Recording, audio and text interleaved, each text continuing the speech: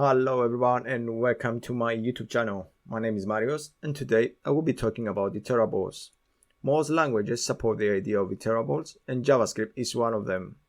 An iterable is any data structure which we can use and iterate over it using a for or loop. JavaScript has built-in iterables like strings and arrays.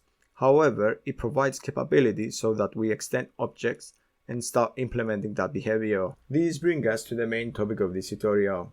The goal of this tutorial is to experiment with a few objects and update them so that they start behaving like iterables. To understand more how we can do it, we need to dive into the JavaScript specification. The specification says that an object can implicitly implement an interface, and in the case of iterables, an object needs to implement the iterable interface. The iterable interface is an object with the next property, and as a value, it has a function that returns an iterator result. An iterator result is an object with a done property, which is a Boolean flag, and a value, which is the value that will be used while we are iterating over the data structure. The easiest way for us to understand it is by checking a few examples. I will start by setting an object. Within its key, I will use the simple iterator and also set a dummy function for the moment. If you're not aware of what simple iterator is a simple globally available from the JavaScript runtime and ensures uniqueness within the runtime, so you can only call that value by calling simple.iterator.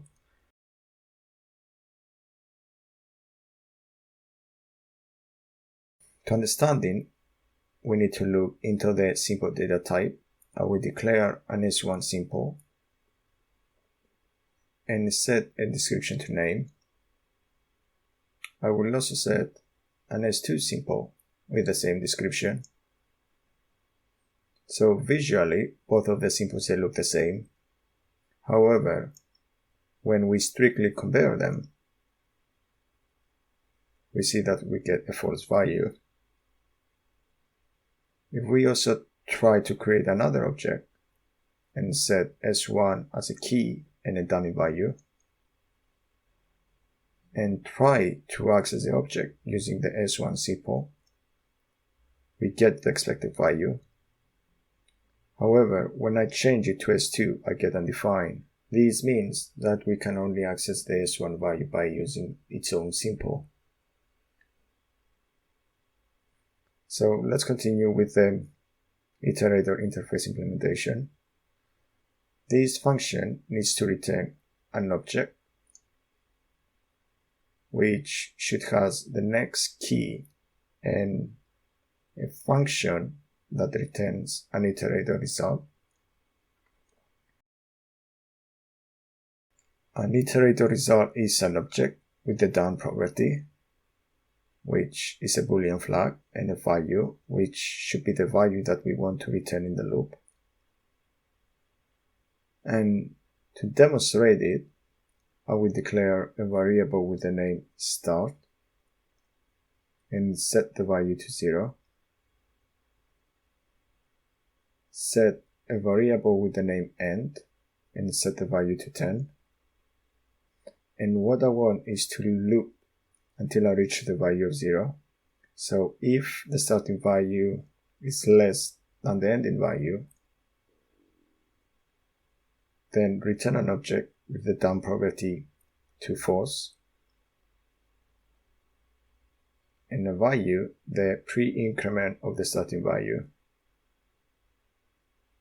If the condition is false, then return an object with the done property to true, and a value to match the variable of start.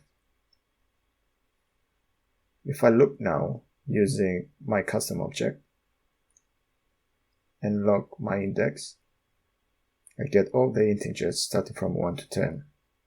We have successfully extended our object so that it implements the iterator interface. If I comment those two lines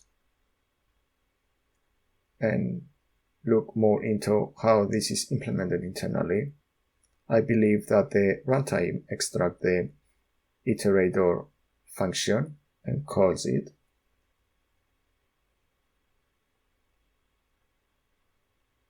And since we know that a for of loop is a syntactic shortcut on top of a while loop, it will extract the result in each iteration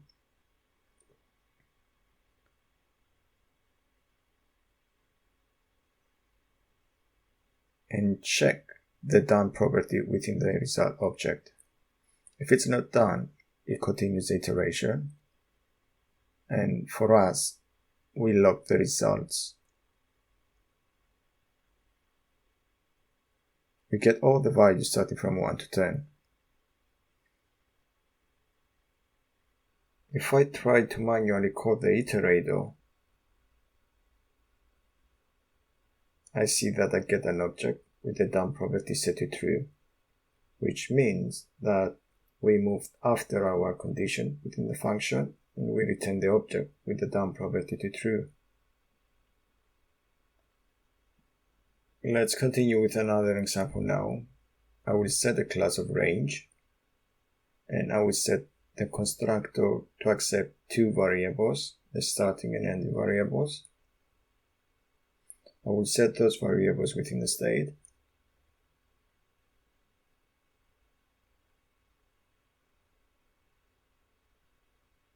Then set the symbol.iterator key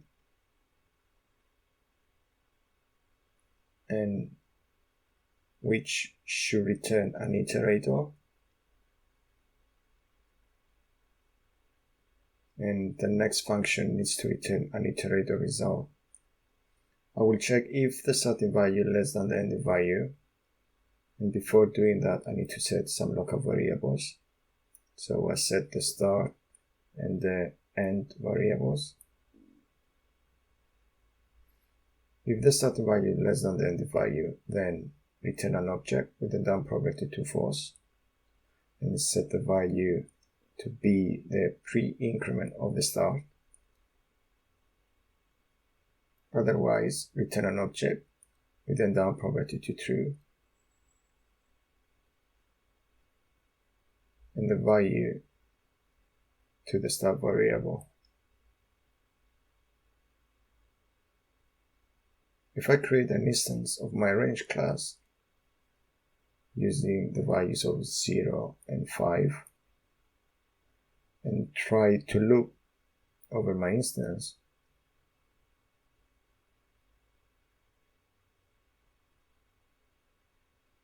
I get all the values starting from 1 to 5.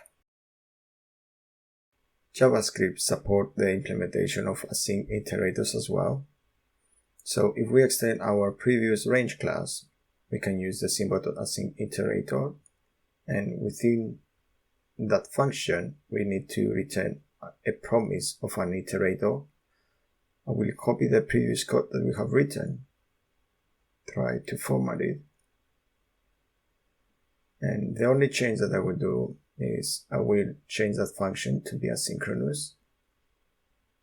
So anything that's returned within that function will be a promise.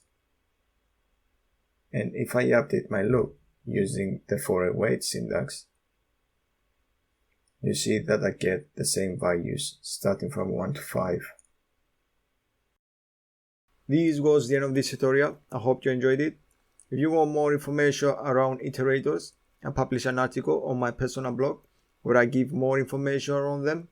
I will include it in the description section. The idea of iterators came after I wanted to create a tutorial around generators. Since generators depend so much on iterators, I thought it might be good to cover both of them. So in the next upcoming weeks, I will also be publishing a tutorial around generators. If you're new to the channel, please subscribe to support my effort. Until next time, enjoy your day and see you in the next video. Thank you.